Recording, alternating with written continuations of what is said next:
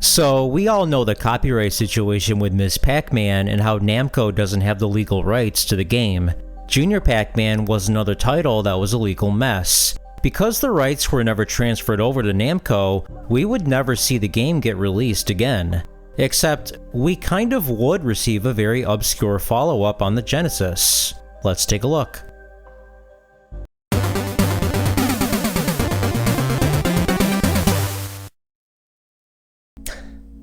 What's going on, guys? It's Podrez coming at you with another video. So I'm just gonna spoil it. We're gonna be talking about Pac-Man 2 today. So I actually wanted to give a shout out to JackAttack, who is a Twitch streamer and a YouTuber. He actually made a Pac-Man 2 video very recently. I haven't watched it yet just because I don't want this video to be too similar to his, but I've seen his other videos and he makes great content. So he told me very recently that he's trying to get up to 100 subscribers, so if you're seeing this video right now, drop him a sub. If he reaches that goal, he's gonna start streaming on YouTube, and I want to see it. Speaking of subscribing, if you've seen some of my videos and you like what I do, feel free to hit that subscribe button right there. It only takes a second, but it helps the channel grow.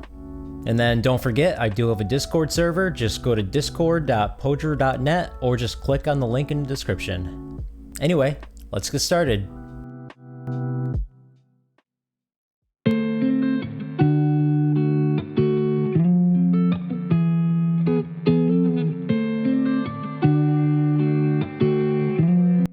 It was the early 80s. Namco made a deal with Midway to distribute their titles in the US, including the very successful Pac-Man. Midway loved Pac-Man, but by 1981, they grew impatient when Namco didn't make a follow-up for this game. With this in mind, they partnered with General Computer Corporation, or GCC. GCC was making hacks of classic arcade games, including a Pac-Man clone called Crazy Otto. Originally, they were going to publish this game behind Midway's back, but after a lawsuit with Atari, GCC decided to work with them instead. With help from Midway and Namco, Crazy Otto eventually became Ms. Pac-Man. With the success of their new game, Midway got carried away and began making more Pac-Man titles, and Namco had minimal to no involvement with most of them. GCC chimed in once again with Junior Pac-Man, which expanded the Pac-Man formula further. It featured massive levels that scrolled horizontally and had new mechanics like bigger dots that slow you down and items that make power pellets disappear. Because Ms. Pac-Man and Junior Pac-Man were created by GCC, this resulted in a very weird copyright situation. Namco had the rights to Ms. Pac-Man, but only on platforms that didn't have a coin slot. In other words, no arcade releases. Junior Pac-Man, however, was a different story. The rights to that game never got transferred over, and outside of a few ports on various consoles, this game would never be released again. Midway wasn't the only company that Namco worked with.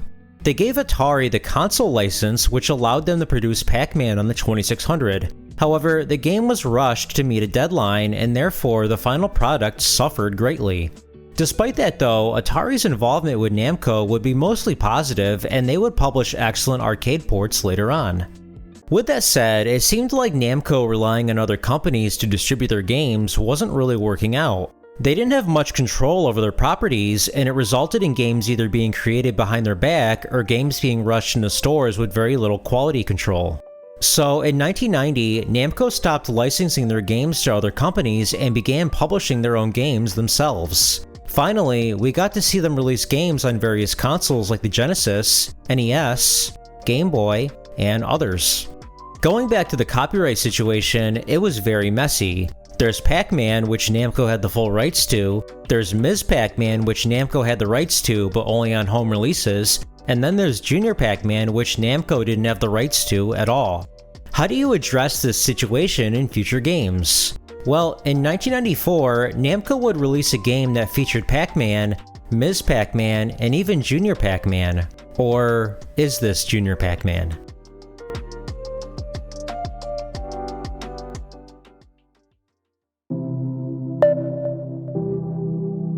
On the Sega Genesis and Super Nintendo, Namco released Pac-Man 2: The New Adventures. Really interesting that they consider this the official sequel to the arcade original, but more on that later. This game tends to get a lot of hate, but is it really that bad? Let's take an honest look at it. The premise is that the ghosts are stealing all the bubblegum in town so that they can create a monster with it. Surprisingly, there's a main villain in this game. Really interesting that the ghosts answer to a higher power. Throughout the game, you complete missions. In the first mission, for example, you have to retrieve the bottle of milk for baby Pac-Man. In the third mission, the ghosts steal Pac Jr.'s guitar and you have to get it back. So at first glance, it looks like a platformer, but you can't actually control Pac-Man, at least not directly. You control the crosshair on the screen and you guide him by hitting things. You can also make Pac-Man turn left or right by signaling in that direction. There's a lot of trial and error in this game. The first time playing, you're never going to know what to do and you'll die numerous times. But thankfully, you have unlimited lives, so I'm perfectly fine with this. And it's fun to see how many different ways Pac-Man can die. Even though it's a point-and-click game, there's a lot of action scenes that keep the game fun, like flying on a kite and riding a train, all of which need fast response time to keep Pac-Man out of danger. They also put a lot of attention to detail in this game, which I appreciate. At the burger restaurant, for example, if you knock the head off the statue, Pac-Man will try to cover it up so nobody notices. In the train level, if you hit the car before Pac-Man gets on it, he'll chase it and then he'll yell at you when it gets away. None of these things actually affect the game, but it's really cool that they went the extra mile with this. It seems like they had a lot of fun making this game, and I love seeing that. Pac-Man is very moody in this game. Sometimes he's happy, excited, sad, angry, and many other ones. Some of his facial expressions are really funny. Look at this. Have you seen somebody this angry before? No one does that in real life. Mr. John Packing, based on your poor performance in the past few months, unfortunately, we're gonna have to let you go.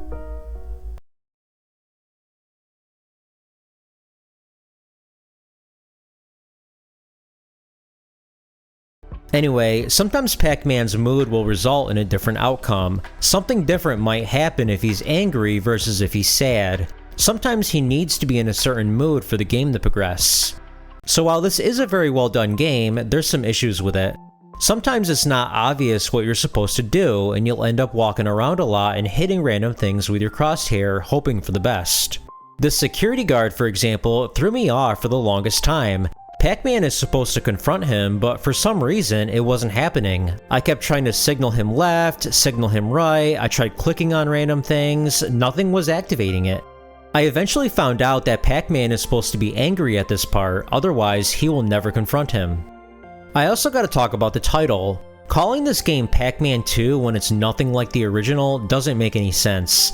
I'm sure people bought this game expecting a maze where you eat dots and chase ghosts, only to be disappointed. Now in Japan, this game was released under the name Hello Pac-Man. Maybe that would have been a better name, or just call it Pac-Man The New Adventures, drop the 2 from it completely. But honestly, this is an extremely underrated game.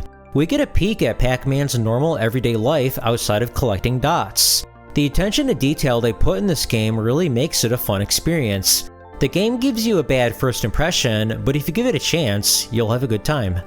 However, we're not done. As a bonus, they included a very interesting game that no one expected.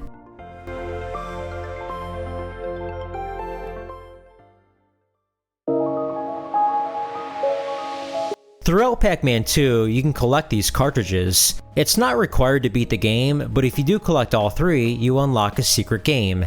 If you're playing the Super Nintendo version, it's Ms. Pac-Man, but the Genesis version actually gives you Junior Pac-Man. Or is it?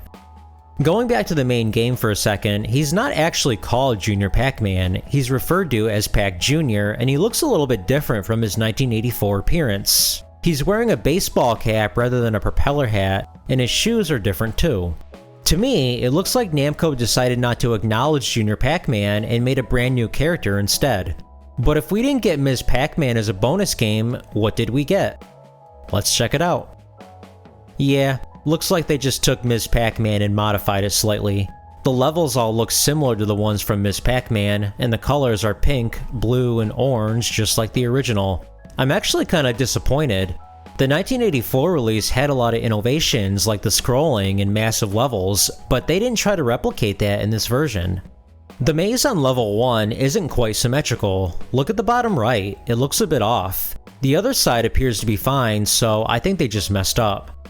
The mazes also change at weird intervals. Notice how we're on a different maze, but it's still blue. Shouldn't it be the same maze until we get to the orange levels? That's how it worked in Ms. Pac-Man. They did do a few things to make this game stand out though. The music and sound effects have been changed and they sound great.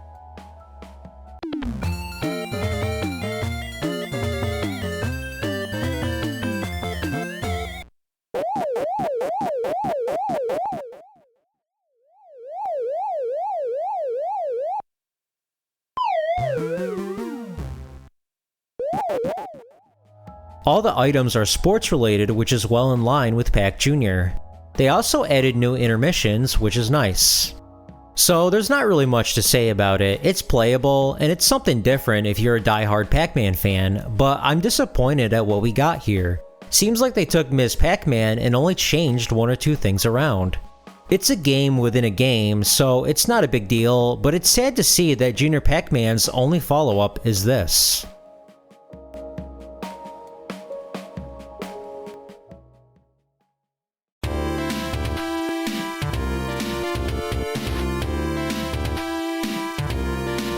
Because Junior Pac-Man was created by GCC, this created a weird copyright situation. The rights to Junior Pac-Man were never transferred over to Namco, so outside of a few home console ports, the game would never be released again. Except, we kind of would receive a follow-up. In Pac-Man 2, Namco released Junior Pac-Man, but his name and appearance were modified. While the main game is extremely underrated, the bonus game, Pac Jr, doesn't live up to the original.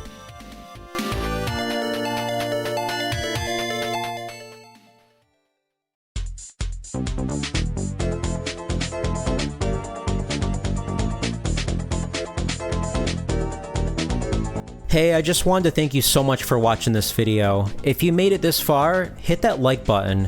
If you enjoy this type of content, hit the subscribe button for more content. Both of these things really help the channel grow. If you have anything to share, feel free to leave a comment. I read every single comment on this channel, and I'm pretty good at replying back. Anyway, have a good one.